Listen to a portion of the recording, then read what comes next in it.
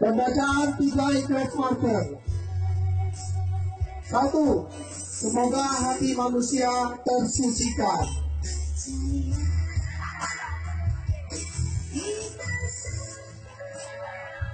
2. Masyarakat damai dan sejahtera.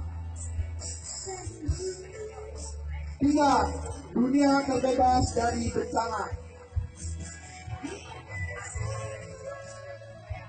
Selesai.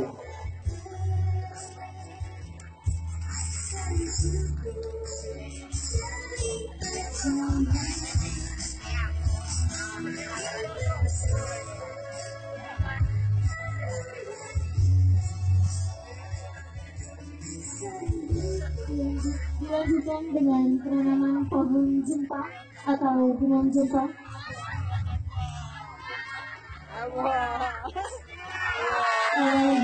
Bupati Pidijaya dan Bapak Mujianto.